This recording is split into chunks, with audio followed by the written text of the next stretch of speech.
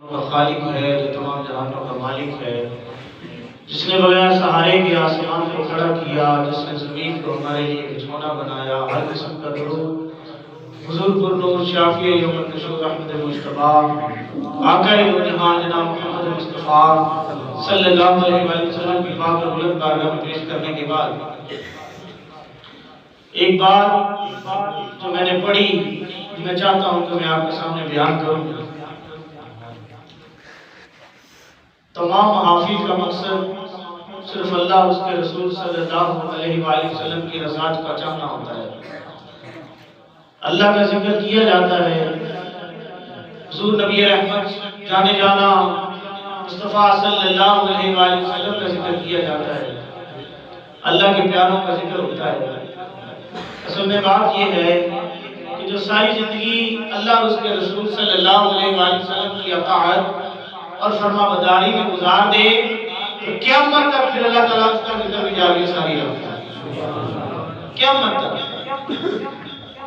हम जहाँ जिंदगी गुजार रहे हैं इस दुनिया में, उसकी जो कीमत है ना, वो पानी का फकत एक गिलास है, इतनी सी कीमत है उसकी।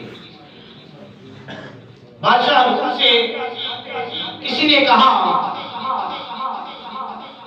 कि खाना खाते हुए अगर तुम्हारे खाने का लुक़मा तुम्हारे हलक में अटक जाए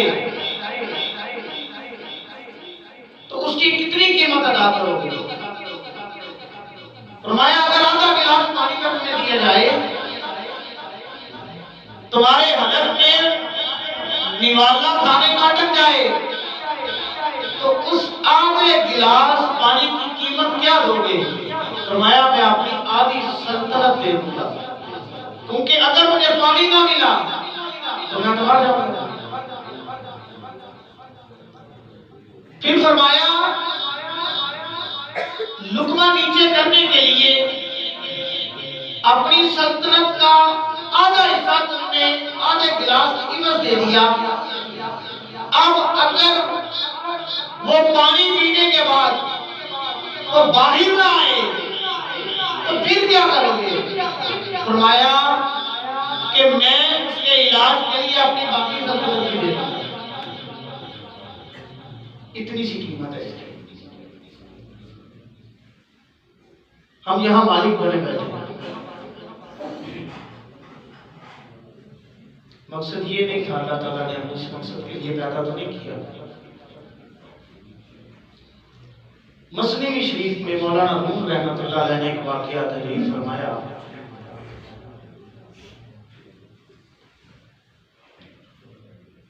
आप फरमाते हैं कि हज़रत इब्राहीम बिन अदहम रज़ी अल्लाह ताला अन्हु बहुत बड़े बादशाह थे।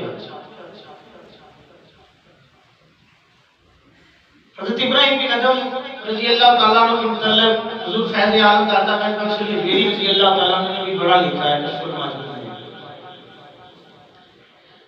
लेकिन ये मसनवी शरीफ में मौलाना रूम रहमतुल्लाह अलैह ने लिखा, फरमाते हैं कि हज़रत इब्राहीम बिन अदहम जो थे वो बादशाह थे। अपने तख्त पर अपने कमरे में आराम फरमा रहे हैं, तो रात को देखा कि कुछ लोग छत पर चल रहे हैं, बड़ी तेज से चल रहे हैं। उन्होंने ये गुमान किया कि ये किसकी जरूरत है कि रात की तन्हाई है, तो भी बादशाह आराम कर रहा है, ये बादशाह के कमरे की छत पर ही चल रहे हैं। कमरे की खिड़की खोली और आवाज दी तो पूछा कि कौन है इस टाइम और क्या चाहते हो, क्या ढूंढ रहे हो? वो नीचे आए तो आपके पास कुछ चीज तलाश करने लग गए। फरमाया कि इस टाइम क्या ढूंढ रहे हो? वो भी बादशाह के दरबार में। फरमाया हम अपना ऊंट ढूंढ रहे हैं। क्या ढूंढ रहे हैं? ऊंट ढूंढ रहे हैं। तो हज़रत इब्राहीम बिन अदहम रज़ी अल्लाह ताला ने फरमाया कि तुम लोगों का दिमाग तो ठीक है, बादशाह के दरबार में, बादशाह के ताज के पास रात के अंधेरे में ढूंढ रहे हो, तो बादशाह के दरबार में तुम्हें ऊंट नहीं मिलेगा। फरमाया अगर बादशाह के दरबार में ऊंट नहीं मिलेगा ना, तो नरम बिस्तर पर सोने से तुम्हें रब भी नहीं मिलेगा। नरम बिस्तर पर सोने से तुम्हें रब भी नहीं मिलेगा। इन लफ्जों का आपके दिल पर इतना असर हुआ, आपने बादशाह जी छोड़ फकीर अंदर जिंदगी गुजारनी शुरू कर दी। दरिया के किनारे बैठे हैं तो अपनी कमीज को सी रहे हैं, आपके हाथ में सुई थी तो आपका वजीर गुजरा और वजीर ने देखा कि ये तो हमारा बादशाह है, तो पहले हमारा बादशाह था, तो अब ये क्या इसने हालत बना रखी है। और वो रुका आपके पास और हंसने लग गया। फरमाया बादशाह बता, ये जिंदगी अच्छी है कि वो जिंदगी अच्छी है? आप जिस सुई से अपनी कमीज को, कुर्ते को सिलाई कर रहे थे, सी रहे थे, आपने वो सुई दरिया में फेंक दी। दरिया में फेंकने के बाद कहा, ऐ दरिया, मैंने सुई तेरे अंदर फेंकी है, मेरी सुई मुझे वापस नहीं जाएगी। वो सुई मुझे वापस नहीं। अब वजीर ने ना हंसना शुरू कर दिया तो बादशाह सलामत को क्या हो गया, लगता है इसकी तबीयत ठीक नहीं है, इसका देवी तवाज़ुन भी ठीक नहीं रहा। समंदर में सुई फेंक कर ये कह रहा है कि मेरी सुई मुझे वापस की जाए। ऐसा हो सकता है इसमें सुई इसकी को वापस कर दे। अभी उसके गुमान में ये बात चल रही थी, हजारों मछलियां अपने मुंह में सोने की सुइयों को लेकर बाहर आ गई। हजारों मछलियां। फरमाया बता, वो जिंदगी अच्छी थी या ये जिंदगी अच्छी है? वो जिंदगी अच्छी है या ये जिंदगी अच्छी है? फरमाया वो जिंदगी अच्छी नहीं थी, वो गफलत में गुजर गई। फरमाया पहले मैं सरों का बादशाह था, अब मैं दिलों का बादशाह। अब मेरी हुकूमत दिलों पर है। पहली हुकूमत तो थी वो इलाकों पर थी, वो शहरों पर थी। अब मेरी जो हुकूमत है वो दिलों पर है। मैं जिसकी तरफ भी नजर उठाता हूँ अल्लाह ताला उसका दिल बदल देता है। लेकिन उसके लिए जरूरी है, कमान में ना 2 तीर नहीं रह सकते, ये बात याद रखना। कुछ दिन पहले मेराज की गुजरी है, कुछ मुरीदैन मेरे पास बैठे थे, इशा की नमाज के बाद वो आए तो मैंने उनसे कहा, मैंने कहा कि आप यहाँ पर आए हैं तो आस्थाने पर बंदा क्यों आता है, मुर्शिद के पास बंदा क्यों आता है? मुर्शिद के पास बंदा दुनिया से ताल्लुक तोड़ के आता है, रब से जोड़ने के लिए आता है। मुर्शिद के पास बंदा दुनिया से ताल्लुक तोड़ के आता है और रब से जोड़ने के लिए आता है। अगर आस्ताने पे आकर आप लोगों ने दुनियावी गुफ्तगू ही करनी है, घरों में बैठे, फिर यहाँ में और वहां में कोई फर्क तो ना रहा कि रहा ना रहा। आस्थाने पर आते हैं, घर से वुज़ू करके निकले, दुरूद पाक पढ़ते हुए आए। घर से वुज़ू करके निकले, दुरूद पाक पढ़ते हुए आए, अल्लाह का जिक्र करते हुए आए। आगे सबसे पहले जिक्र करें, उसके बाद सलाम पेश करें। जहां हम दिल लगा लिया है ना हमने, देखो कितने कितने लोग हमारे साथ मौजूद थे जिन्होंने कभी कपड़े में वाट नहीं सी पिया, आज वो किधर है? आते हैं नजर। जिसका वादा उसने किया है उसके लिए हम परेशान हैं, जिसका उसने कहा है उसकी हमें फिक्र ही कोई नहीं। मुरीद क्यों आ जाता है और ये जरूरी क्यों है? मुरीद इसलिए हो जाता है कि इंसान को अल्लाह और उसके रसूल सल्लल्लाहु अलैहि वसल्लम की मोहब्बत नसीब हो जाए, ताकि इंसान के लिए नेकी करना आसान हो जाए। आजकल फी जमाना हर बंदा ही एक दूसरे के खिलाफ है। उलमा बैठे हैं, सादात भी बैठे हैं, इनकी मौजूदगी में गुफ्तगू कर रहा हूँ। ये तो आलिम दीन भी है, मैं तो इतना पढ़ा लिखा नहीं हूँ, ये पक्की बात है। फी जमाना उस्ताद टीचर के खिलाफ है, डॉक्टर के खिलाफ है, मौलवी के खिलाफ है, पीर के खिलाफ है। एक सूफी का काम ये तो नहीं है कि अगर सूफी को गाली दे तो उसका जवाब दे। हुजूर अलैहिस्सलाम की जिंदगी से हमें क्या समझ मिलता है? माफ किया जाए, अल्लाह की रजा के लिए उसको माफ किया जाए। आप जब किसी को अल्लाह की रजा के लिए माफ करेंगे ना, जब कोई भी काम है आप अल्लाह के लिए कर रहे हैं तो अल्लाह आपको उसका अजर नहीं देगा? देगा कि नहीं देगा? बताए ना। अल्लाह की रहमत बंदे पर पता कब होती है? जब बंदे को अपनी खामियां नजर आनी शुरू हो जाए, जब बंदे को अपनी खामियां अपने आप नजर आने शुरू हो जाए, तब बंदे पर अल्लाह की रहमत हो जाती है। और अगर किसी के आप नजर आने शुरू हो जाए ना कि तू ठीक है वो गलत है, तो समझ लें आपका मामला खराब हो गया, आपका मामला खराब हो गया। अल्लाह के तमाम औलिया जितने भी गुजरे हैं सब ने आज़ाना जिंदगी गुजारी, आज़ाना, और उन्होंने मोहब्बत का दर्स दिया, मोहब्बत का दर्स दिया। आजकल किसी का मुरीद किसी दूसरे की महफिल में चला जाए वो उसके खिलाफ हो जाता है, और तुम उसे लैन की क्या है, केड़ी चीज केड़ी जगह रखे नहीं दी यार, महफिल तो अल्लाह उसके रसूल की है सल्लल्लाहु अलैहि वसल्लम, महफिल तो जिक्र की है। अगर किसी खानदान का बंदा किसी कहीं दूसरी जगह पर मुरीद हो जाए तो खानदान वाले उसके खिलाफ हो जाते हैं। एक बात याद रख लें, जहां का होता है वही पहुंचता है, जहां का होता है वही पहुंचता है। आप लोगों ने कभी सोचा था यहां पर आना होगा? कभी गुमान किया था इस पर? आप यहां के थे, यहां आ गए, जो नहीं होंगे चले जाएंगे। और अगर किसी का मुरीद चला जाए ना तो वो ये ना सोचे, वो अफसोस कर देना लग जाए, वो बैठ के ये ना सोचे वो पता नहीं क्यों चला गया। अल्लाह के बंदे वो तुम्हारा था ही नहीं।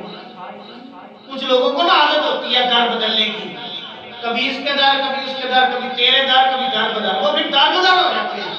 और खुदा के बंदों किसी एक के होके मत जाओ, किसी एक के हो जाओ, उसका दामन पकड़ लो तो तुम्हें सीधा गुंडे खड़ा कर ले जाएगा। ये जितने भी अल्लाह के औलिया के वली हैं, अल्लाह के जितने भी दोस्त हैं, ये बेसिक एक चिराग है। क्या है? चिराग है। क्या है जी? आप किसी भी चिराग की रोशनी में चलेंगे सीधा हुजूर के कदमों में जाएंगे, सीधा सरकार के कदमों में जाएंगे। चंद दिन पहले एक मियां भी मेरे पास आए,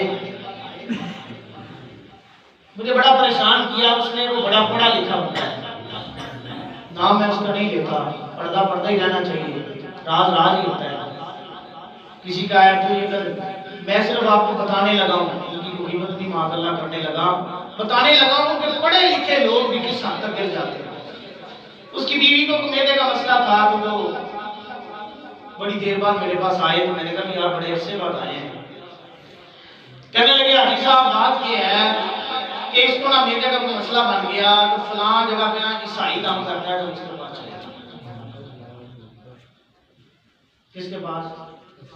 किसके पास? उलमा बैठे हैं डरे नहीं। किसके पास? काफिरों। बड़ी जिम्मेदारी से कह रहा हूँ, क्या हो गए? काफिर हो। क्यों? वो तो करते ही काला इल्म है, तो काला इल्म करने वाला तो उसके बाद जाने वाला वो भी मुसलमान नहीं रहता। दीन को छोड़ा ना उसने, वो जो पढ़ाते हैं वो पढ़ते हैं, उन्होंने दीन को छोड़ा ना। इससे बेहतर तो यही था कि वो मर जाती, कम से कम ईमान तो कायम रहता ना, ईमान तो सलामत रहता ना। क्यों मत मारी गई आप लोगों की?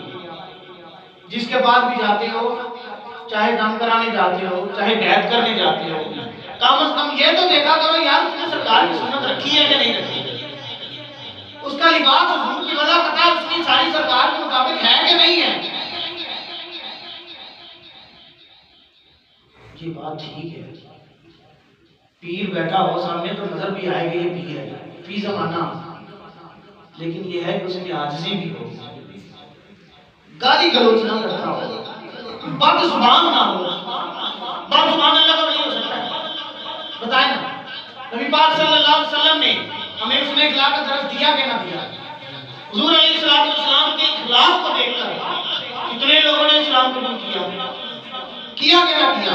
आपको अपने चचा से बड़ा ही प्यार करते हैं अल्लाह ताला से, आपने तो उनके कातिल को भी माफ कर दिया, लेकिन फरमाया यार मेरे सामने ना आना, मेरे सामने ना आना।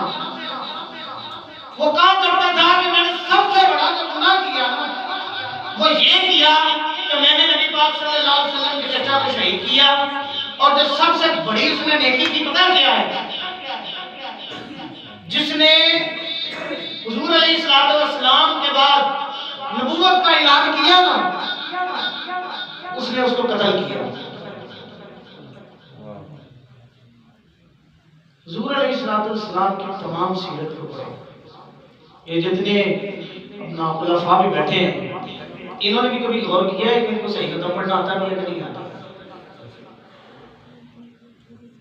सूफी खालिद साहब की तरफ महफिल हुई थी, शाह साहब उधर थे किस जगह पे, नंगल गांव में, शाह साहब आप थे ना उसमें, तो उस महफिल में कुछ किताबें दी गई थी तोहफे के तौर पर।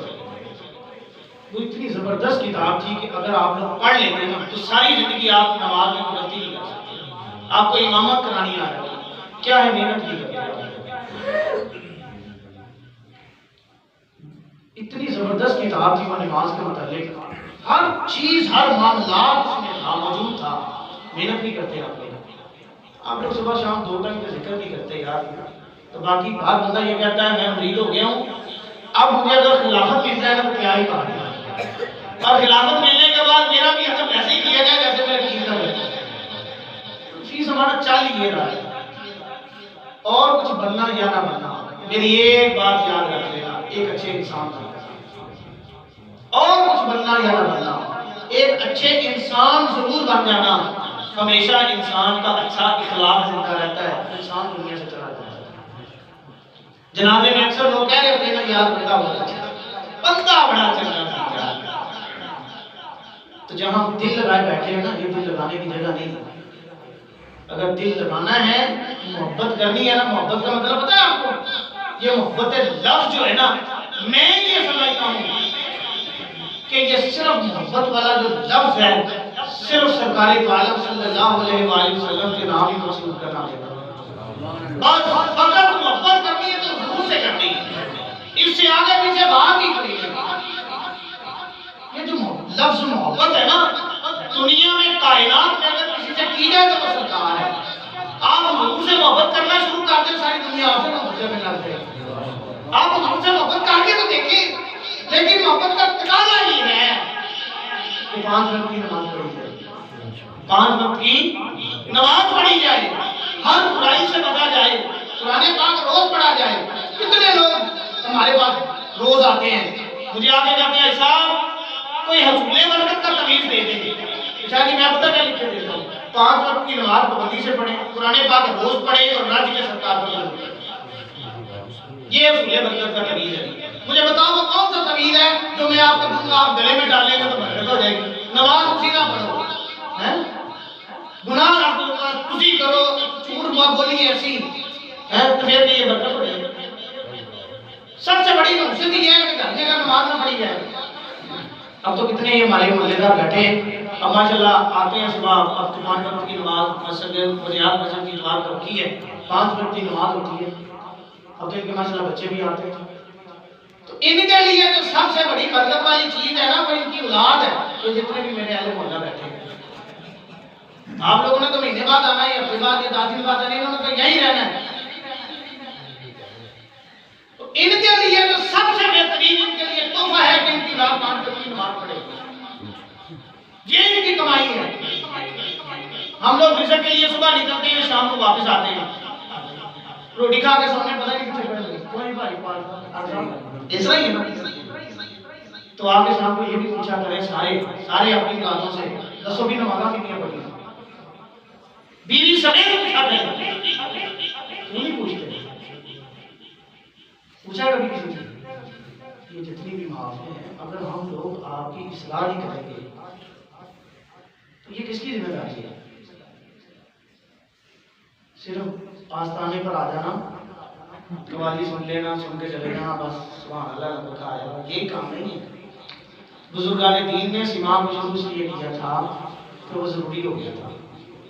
जैसे इस फी ज़माना भी म्यूजिक बड़ा जरूरी हो गया, तो बगैर लोग इकट्ठे नहीं होते। फी ज़माना भी यही मामला बन गया। वो जो दफ के साथ नाम पढ़ने वाले लोगों को बड़े शौक से सुनते हैं, वो जो मर्जी पढ़ी जा रहे उसको कोई पता नहीं। पीर भी बैठे मैंने स्टेज के ऊपर बैठे तो उनको भी नहीं पता। वो बात पहला शेर पीर साहब की साथ पढ़ देना, सुभान अल्लाह, पीर साहब ने इतना ही नहीं जो मर्जी के अंदर खुदा के बंदो नमाज पढ़ा करो। पढ़ेंगे जी इंशाअल्लाह, सारे वादा करते हैं इंशाअल्लाह। मैं किसी से कसम नहीं लेता, किसी से वादा नहीं लेता, अपने दिल में रब से वादा करें या अल्लाह को हमें तौफीक दे, हम 5 वक्त की इंशाअल्लाह नमाज पढ़ेंगे जी इंशाअल्लाह। कुरान पाक रोज पढ़ेंगे इंशाअल्लाह, रात के सरकार पर रोज पढ़ेंगे इंशाअल्लाह। खुदा की इज्जत की कसम, सारे तवीज़ान जड़े बंदे अल्लाह की इज्जत की कसम, जिन्हें बैठे रहना तवीज़ान है, ठीक है, जो काम तमीज से होना है मैं भी लिखता हूँ, मैं इसके खिलाफ नहीं हूँ, लेकिन यह है कि जो काम आप करने वाले हैं वो आप नहीं करते। कोई ऐसा तमीज नहीं है मैं आपको दूँ तो वो बरकत हो जाए, ये हो जाए, वो हो जाए। बरकत नमाज से है, बरकत अल्लाह उसके रसूल के जिक्र में ही है। बाकी आपको किस्मत अगर बुखार हो गया तो मेडिसिन खाएंगे तो उतरेगा ना, वो जरूरी है। इलाज भी सरकार की सुनना है, लेकिन दिल के इलाज के लिए किसी तबीब के पास जाना ही पड़ेगा। जैसे जिस्म बीमार हो जाए, जिस्म बीमार हो जाए तो इसको भी दवाई की जरूरत होती है, खुराक की जरूरत होती है। तो रूह बीमार हो जाए तो रूह को अल्लाह उसके रसूल के जिक्र की जरूरत होती है, उसको किसी साहिबे नजर की जरूरत होती है। जितने खुलफा बैठे हैं ये मेहनत नहीं करेंगे, खत्म नहीं पढ़ना आता, पता ही नहीं है क्या करना है, नमाज में हाथ नहीं बांध सकते। बताओ तुम्हारे पास को आएगा तो तुम उसे क्या दोगे? दीन सीखो। महफिल में बात करने का मकसद ये होता है कि सबकी इस्लाह हो, किसी की तनकीद करना या किसी को जलील करना मकसद नहीं है, इस्लाह करना मकसद है। तो खुदा के लिए, खुदा के लिए, खुदा के लिए तब पछताने का कोई फायदा नहीं, तब कोई फायदा नहीं। ये जो मौत का जायका है ना, सामने रखना है, ये सिर्फ एक जायका है। अब मुझे देख बताएं, बंदा फौत हो गया, 10 से 12 घंटे का प्रोसेस होता है, उसके बाद फिर जिंदा ही किया जाना है। ये एक जायका है 12, ये मौत का जायका जो है ना 12-14 घंटे का, 15 घंटे के लिए पता लग जाना है जो सरकार में आना है। हुजूर अलैहिस्सलाम तो उसी को कहेंगे ना कि छाड़ देगा तो मेरा है, जिसने जिंदगी में हुजूर की आंखों को ठंडक पहुंचाई होगी। तो जिसने सारी जिंदगी नबी पाक सल्लल्लाहु अलैहि वसल्लम की आंखों को ठंडक पहुंचाई नहीं, वो कब्र में पहचान कैसे करेगा? बताएं मुझे, हो जाएगी पहचान? सुबह से शाम तक हम लोग कमाते हैं। तो यार मुझे एक बात बताओ, यकीन करें मैं जब ये सोचता हूँ ना तो मैं खामोश हो जाता हूँ। कालियां करतूता हमने, काली कबूतर सारी हम करें, गुनाह हम करें, लफ्ज़ें हम ले, हराम हलाल हम खाएं, नमाज हम ना पढ़े, अल्लाह की नाफरमानी हम करें, और हम जैसों के लिए कल सरकार अपनी दस्तार भी उतार देगी। कभी सोचा है? खुदा की कसम कभी तन्हाई में बैठकर इस बात को सोचना, फिर मुझे बताना कि आप लोगों की कैफियत क्या हुई। इस बात को सिर्फ सोच लेना कि 43 हरकतें हमने की हैं, गुनाह हमने किए हैं, लफ्ज़ें हमने ली हैं, हराम हलाल हमने खाया है, अल्लाह उसके रसूल की नाफरमानियों में हमने जिंदगी गुजारी है, भाइयों का बहनों का हक हमने खाया है, लोगों के साथ ज्यादतियां हमने की है। तो कल सरकार हमारे लिए रो पड़े, हम गुनाहगारों के लिए हम इस काबिल हैं? मोहब्बत तो देखे ना, प्यार देखे ना अपनी नमक से, हमारे लिए हमारे सरकार रो पड़ेगी, अपनी दस्तार उतार देंगे। अल्लाह खुदा के बंदो, कभी सोचा है?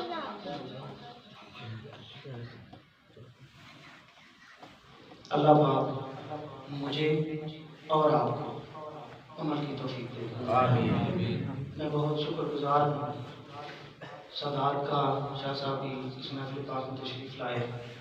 हुज़ूर अलैहिस्सलाम की आल भी हैं, आलम दीन भी हैं, कारी साहब तशरीफ़ लाए, अबू बकर सिद्दीक़ साहब और आप सबका आना अल्लाह पाक अपनी बारगाह में कबूल फरमाए। एक एक कदम के बदले अल्लाह को नेकियां अता फरमाए। कारी निसार साहब दुआ फरमाएंगे। आप सब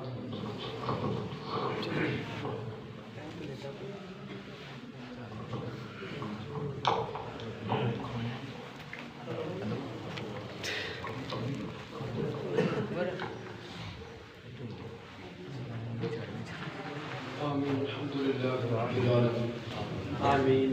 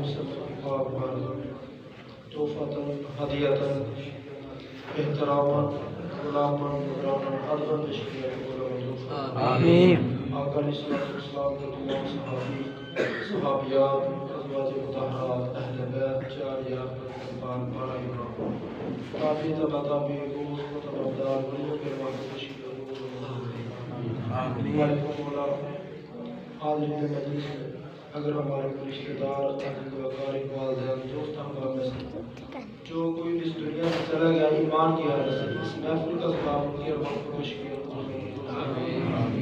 या अल्लाह पाक हम सबको आखिरत की तैयारी करने की तौफीक अता फरमाए। मौला ईमान पर जिंदा रखना और ईमान पर ही मौत नसीब आमीन। ज़ुबान पर कलिमात तय्यबा जारी फरमा आमीन। गैरों के मुताबिक से महफूज फरमा आमीन। कुरान की दौलत से माला माल फरमा आमीन। झूठ चुगली ग़ीबत बदगुमानी जैसी लानतों से महफूज फरमा आमीन। रियाकारी इखलास शोबाजी से महफूज फरमा आमीन। इखलास जैसी अजीम दौलत से माला माल फरमा आमीन। मक्का मुकर्रमा और मदीना मुनव्वरा की बार बार हाज़िरी नसीब फरमा आमीन। हल्की कायनात जितने मुसलमान घरों में अस्पतालों में बीमार हैं, सदका बीमारी करबला हज़रत इमाम ज़ैनुल आबिदीन अलैहिस्सलाम तमाम बीमारों को शिफाए कामिला आजिला कुल्ली तंदुरुस्ती अता फरमा आमीन। बेऔलादों को मरीदा अता फरमा बेरोज़गारों को सामने रोज़गार अता फरमा आमीन। बेहदायतों को हिदायत नसीब फरमा आमीन। बेघरों को घर अता फरमा आमीन। बेमुर्शिदों को कामिल मुर्शिद अता फरमा आमीन।